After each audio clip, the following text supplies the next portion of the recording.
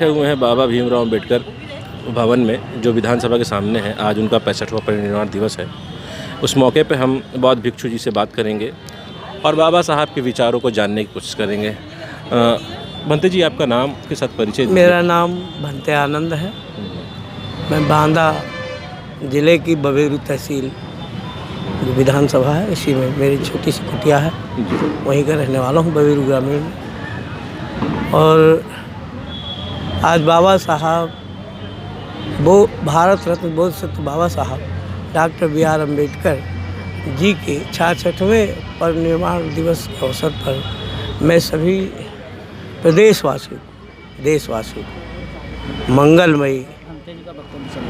मंगलमयी करुणामयी मंगल कामनाओं के साथ सबको बधाई देता हूँ। बाबा साहब डॉक्टर भीमराव अम्बेडकर जी दुनिया के 6वें विद्वान के रूप में जाने जाते हैं।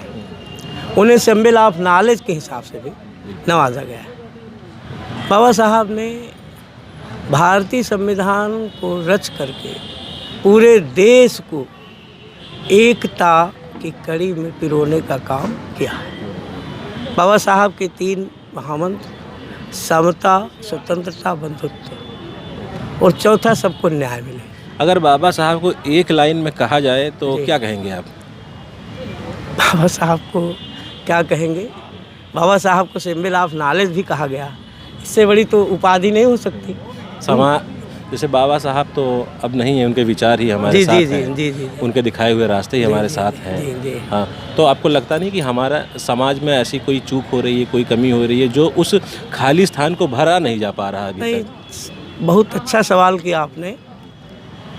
देश की स्वतंत्रता के लगभग 77 साल हो गए और 26 जनवरी 1950 को हमारे पूज्यपाद बोध सत्य बाबा साहब डॉक्टर B.R. अम्बेडकर द्वारा रचित संविधान तत्कालीन राष्ट्रपति पूज्य डॉक्टर राजेंद्र प्रसाद जी और तत्कालीन प्रधानमंत्री पंडित जवाहरलाल नेहरू और सरदार वल्लभ भाई पटेल और उस समय के ओम चंद्रमणि भंते जी भी उपस्थित थे, जिन्होंने बाबा साहब को बौद्ध धर्म की शिक्षा भी दी। तो उनके सबके सामने, पूरे देश के सामने उन्होंने संविधान सौंपा। तब से लेकर के आज तक सामाजिक विषमता नहीं खत्म हुई। जो वो समता की बात करते, सामाजिक विषमता नहीं खत्म हुई, सामाजिक विषमता नहीं खत्म हुई और आर्थिक विषमता की गहरी खाई और खोद दी गई। तो इस गहरी खाई को कैसे पाटा जाएगा? अब जब संविधान को चलाने वालों की नीयत, बाबा साहब ने कहा था कि संविधान की चलाने वालों की नीयत अगर अच्छी होगी तो मेरा बनाया हुआ संविधान दुनिया में अनूठा संविधान होगा। अगर उनकी नीयत सही नहीं है तो मैं चाहे जितना अच्छा संविधान बना दूँ, वो संविधान। चलिए, इसी का धन्यवाद। देवी प्रदेश परिषद सदस्य भाजपा की कार्यकर्ता हूँ और पूर्व में जिला पंचायत सदस्य भी रही हूँ। तो मैडम, हम किसी पार्टी की व्यक्तिगत बात ना करके हम महिलाओं की स्थिति पे बात करेंगे कि बाबा साहब ने जैसे हिंदू कोड बिल लाया, महिलाओं को शिक्षा, नौकरी आदि में स्थान दिया, तो क्या आपको लगता है कि समाज में महिलाएं आज भी उस स्तर पे हैं या नहीं? नहीं, अब जिस हिसाब से देखा जाए तो महिलाएं, बाबा साहब ने कुछ ऐसा किया, ऐसी मतलब संविधान में लिखा तो हम लोग इस स्तर तक पहुँचे हैं। नहीं तो महिलाओं का कोई स्थान ही नहीं था, है ना। हम लोगों को आरक्षण दिया तभी हम लोग आगे निकले और आज जो भी है बाबा साहब की कृपा है, उन्हीं की। प्रशिक्षक हूँ, कृष्ण बिहारी वाजपेयी हमारा नाम है और लखनऊ में कई संस्थानों में जैसे कि रेलवे, CBI और अनेक छोटी बड़ी संस्थानों, होमगार्ड्स वगैरह में मैं प्रशिक्षण देता रहता हूँ। तो आज 66वें परिनिर्वाण दिवस पे क्या संदेश देना चाहेंगे आप? क्योंकि जैसे आप तो कई संस्थानों में जाते हैं, तो आपको लगता है कि वहाँ आज भी वो खाना पूर्ति हुई है, समाज उस स्तर पर पहुँचा है या नहीं पहुँचा है? जी बिल्कुल पहले सबसे पहले तो मैं बोधिसत्व बाबा साहब डॉक्टर भीमराव अंबेडकर के 66वें परिनिर्वाण दिवस पर मैं उन्हें श्रद्धा सुमन अर्पित करता हूं। उसके बाद मैं यही कहना चाहूँगा कि बाबा साहब ने हमेशा से ही एक वंचित वर्ग की लड़ाई लड़ी है और इस देश के वो बहुत बड़े महान, देश क्या मैं कहूँगा कि पूरे विश्व के बहुत बड़े महान नेता हुए हैं।